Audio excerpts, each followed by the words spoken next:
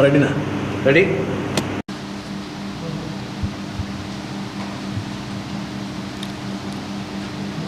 சரி. அன்பார்ந்த ஊடக நண்பர்களுக்கு முதற்கண் வணக்கத்தை தெரிவித்துக் கொள்கிறேன்.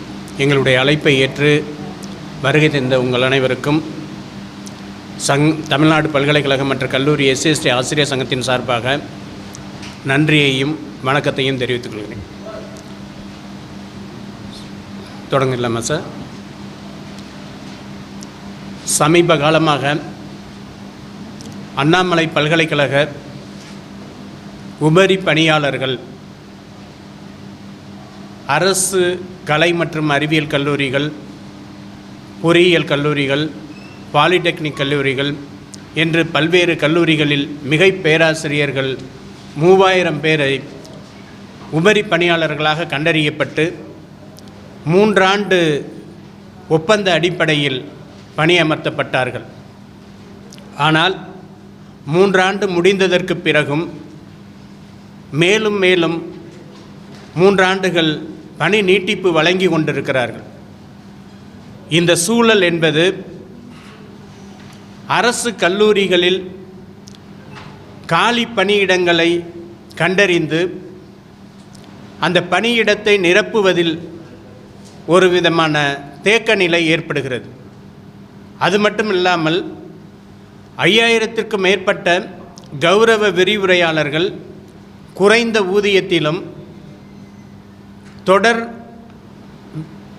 சம்பளத்திலும், அதாவது அவர்களுக்கு 1 மாதம் கேப் விட்டு தொடர் சம்பளம் வழங்கப்படுவதில்லை. இந்த சூழலிலும் அவர்கள் பணிபுரிந்து வருகிறார்கள்.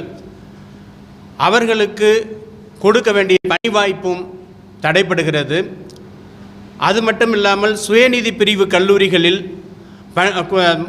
சரியான தகுதியும் குறைந்த ஊதியமும் பெற்று பணிபுரிபவர்கள் அதிக வயசை கடந்தும் இன்றும் ஒரு அரசு பணியை எதிர்பார்த்து காத்து கொண்டிருக்கிறார்கள். இவர்களுடைய பணி நியமனம் என்பது கடந்த கிட்டத்தட்ட 2016, அதாவது அதிமுக அரசில் இந்த அண்ணாமலை பல்கலைக்கழக உபரி பணியாளர்களை அரசு கல்லூரியில் பணி நியமித்ததிலிருந்து இதுவரை பணி நியமனம் செய்யப்படாமல் இருப்பது, புதிய பணியை தேர்ந்தெடுக்காமல் இருப்பது, அறிவிப்பை மட்டும் அரசு வெளியிடுவது, அது தொடர்பான எந்த முடிவையும் எடுக்க முடியாமல் தடுமாறுவது, இது அனைத்திற்கும் அண்ணாமலை பல்கலைக்கழக உபரி பணியாளர்கள் தான் காரணமாக இருக்கிறார்கள். எனவே 3 ஆண்டு ஒப்பந்த அடிப்படை என்று கூறிய அந்த நிலையை, அந்த அரசாணையை பின்பற்றி மீண்டும் அண்ணாமலை பல்கலைக்கழகத்தில் தற்போது நிறைய வேக்கன்சி பொசிஷன் வந்து கொண்டிருக்கிறது. அவர்களை மீண்டும் அண்ணாமலை பல்கலைக்கழகத்திலேயே பணி அமர்த்த வேண்டும் என்று கேட்டுக்கொண்டு அரசு கலை மற்றும் அறிவியல் கல்லூரிகளில் புதிய ஆசிரியர்களை நியமனம் செய்ய வேண்டும் என்பதை கேட்டுக்கொண்டு, இதில் இருக்கின்ற சிக்கலான இந்த நியமனத்தில் தடையாக இருக்கக்கூடிய காரணங்கள் என்னவென்று இந்த ஆசிரியர் சமூகத்துக்கும் ஆசிரியர் சங்கங்களுக்கும் வேலையற்ற இளைஞர்களுக்கும் வெளிப்படுத்தும் விதமாக தமிழக முதல்வர் அவர்கள் அண்ணாமலை பல்கலைக்கழகம் குறித்த 2013 2024 வரை உள்ள அனைத்து நிகழ்வுகளையும் வெள்ளை அறிக்கையாக வெளியிட வேண்டும் என்றும் எங்களுடைய சங்கம் தமிழக முதல்வர் அவர்களை கேட்டுக்கொள்கிறது. இதரும் உங்களுடைய இது சொல்லுங்கள்.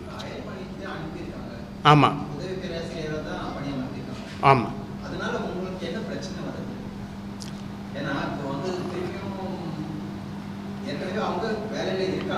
ஓகே.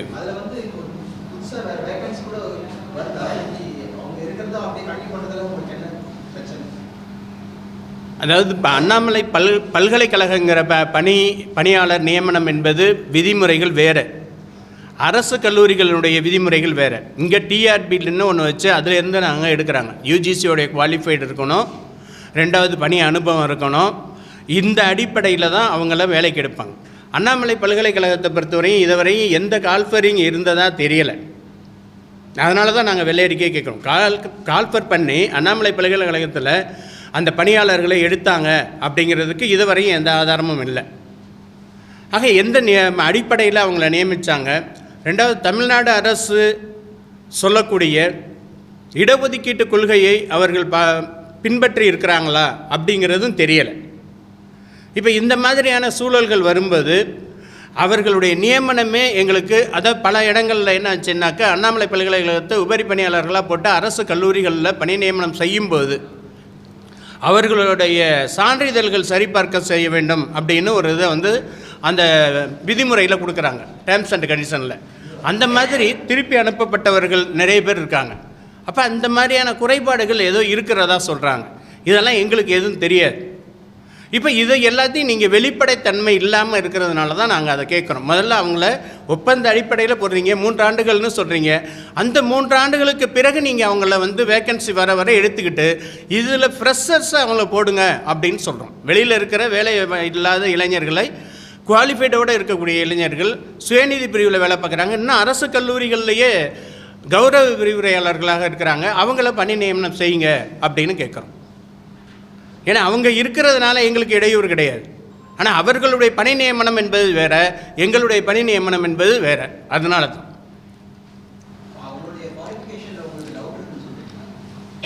ஏற்கனவே அந்த மாதிரி ரைஸ் பண்ணியிருக்காங்க நிறைய இடங்கள். அதான் எங்களுக்கு தெரியல, அதனால தான் நாங்கள் கேட்குறோம். எங்களுக்கு என்ன இப்போ இருந்துன்னா, எல்லாரையும் நீங்கள் எவ்வளோ பேர் பணி நியமனம் பண்ணியிருக்கீங்களோ, 3000க்கு மேற்பட்டவர்கள்னு சொல்கிறாங்க. அரசு கலை அறிவியல் கல்லூரிகளில் 2000 பேர் போல் இருக்காங்க. அவங்களில் குவாலிஃபைடு பர்சன் இருக்காங்க அப்படின்னா நீங்கள் அவங்களுக்கு அதாவது அதே பல்கலைக்கழகத்தை திரும்ப எடுத்துக்கங்க. ஏன் நீங்கள் அப்படி தானே கான்ட்ராக்ட் போட்டிருக்கீங்க, அதுதான் நாங்கள் சொல்கிறோம். ஏன்னா ஆமாம், இடஒதுக்கீடு ஃபாலோ பண்ணியிருக்காங்களா இல்லையான்னு எந்த விதமான தகவலும் இதுவரையும் கொடுக்கல. அவங்க கொடுத்துருக்க டேர்ம்ஸ் அண்ட் கண்டிஷனில் இது எல்லாமே கொடுத்துருக்காங்க. ஆனால் அந்த மாதிரி என்ன தரவுகள் எதுவுமே இல்லை. அவங்க என்ன சொல்லிங்கன்னா 3 வருஷம் கான்ட்ராக்டில் நாங்கள் எடுத்துக்கிறோம் அப்படின்னு சொல்லியிருக்காங்க.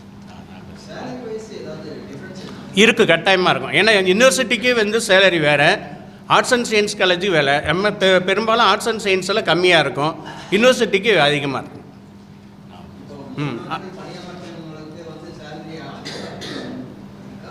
எதுங்க? இல்லை, அதை அப்படி சொல்ல முடியாது. இப்போ பல்கலைக்கழகங்கள் அப்பாயின்மெண்ட்டுங்கிறது பார்த்திங்கன்னா அங்கே இருக்கின்ற செனட்டு, சிண்டிகேட்டு இதுதான் அங்கே நிர்வகிக்குது. ஒவ்வொரு பல்கலைக்கழகங்களும் தன்னாட்சி பெற்றவை, அரசுக்கு கட்டுப்பாட்டு கிடையாது. ஏன்னா அப்பாயின்மெண்ட் கொடுக்கறது அங்கே இருக்கிற பதிவாளர் தான். பட் கல்லூரிகளில் இருக்கிறவங்களுக்கு அப்பாயின்மெண்ட் ஆர்டர் கொடுக்கறது அரசு கொடுக்குது.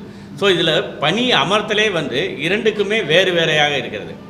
அதே போல் இவர்கள் உதவி பேராசிரியர்கள் மட்டும் அங்கே பணி அமர்த்தலை கல்லூரிகளில். ஏன்னா பல்கலைக்கழகங்களில் உதவி பேராசிரியர்கள், இணை பேராசிரியர்கள், பேராசிரியர்கள்லாம் இருக்காங்க. இப்போ பல்கலைக்கழகத்தில் இருக்கின்ற ஒரு பேராசிரியர் நேராக கல்லூரிக்கு பணி அமர்த்துறாங்க. கல்லூரிகளில் பேராசிரியரே கிடையாது. பேராசிரியருங்கிறது பிரின்சிபால் தான் பேராசிரியராக இருக்கிறார். அப்போ பல்கலைக்கழகத்திலிருந்து வந்த ஒரு பேராசிரியர் கல்லூரியில் பணி அமர்த்துறப்ப அனைத்து கல்லூரிகள் இருக்கின்ற அனைத்து ஆசிரியர்களுக்கும் மேலே தான் அவரை வச்சு இருக்கின்ற சூழ்நிலை ஏற்படுது. ஸோ இந்த ஒரு பாதிப்பு இருக்கிறது. ரெண்டாவது எங்களோட இது என்னென்னா, அண்ணாமலை பல்கலைக்கழக பேராசிரியர்களுக்கு கிடைக்க வேண்டிய நியமமான கோரிக்கையே அவங்களுக்கு கிடைக்கல. ஏன்னா பல்கலைக்கழகத்தில் ஒவ்வொரு ஆசிரியரும் ஆராய்ச்சிக்காக அவர்கள் பணியமர்த்திட்டுருக்காங்க. ஆனால் இங்கே கல்லூரிகளில் எந்த ஆசிரியருக்கும் அந்த ஆராய்ச்சிக்கான முனைவர் பட்ட ஆராய்ச்சிக்கான பர்மிஷனே கொடுக்கறதில்ல. ஏன்னா இது மாதிரி ஒரு சூழ்நிலை இருக்குது. எல்லாருமே படிப்பு கல்வி போதிக்கிறதுல மட்டும்தான் இருக்கிறாங்களே, டீச்சிங் மட்டும்தான் சொல்கிறாங்களோ இல்லையா, ஆராய்ச்சியை அவர்கள் பண்ணிடல. ஆனால் பல்கலைக்கழகத்தில் அவங்க ஆராய்ச்சியை மேற்கொண்டு வந்துக்கிட்டு இருந்தாங்க. இது ஒரு காரணம். ஸோ அவர்களுடைய உழைப்பு வீணாக போய்கொண்டே இருக்கிறது. அதே போல் அண்ணாமலை பல்கலைக்கழகத்தில் தற்போதைக்கு பட்டியலின பேராசிரியர்களின் எண்ணிக்கை பார்த்திங்கன்னா 2% குறைவாக இருக்கிறது. ஏன்னா ஒவ்வொரு பல்கலைக்கழகத்திலையும் ரிசர்வேஷனுங்கிறது 18% பட்டியலினத்தவர் இருக்கும். ஆனால் இப்போ தற்போதைக்கு அண்ணாமலை பல்கலைக்கழகத்தில் 2% குறைவாகவே இருக்குது இடஒதுக்கீடு. ஆகையால் தான் எங்களுடைய கோரிக்கை என்னென்னா, அண்ணாமலை பல்கலைக்கழகத்திலிருந்து கல்லூரிக்கு பணி அமர்த்தியவர்களை திரும்பவும் அதே பல்கலைக்கழகத்திற்கு மாற்றுங்க அப்படிங்கிறது தான் எங்களுடைய கோரிக்கை. ஆக அண்ணாமலை பல்கலைக்கழக பேராசிரியர்கள் அரசு ஊழியர்கள்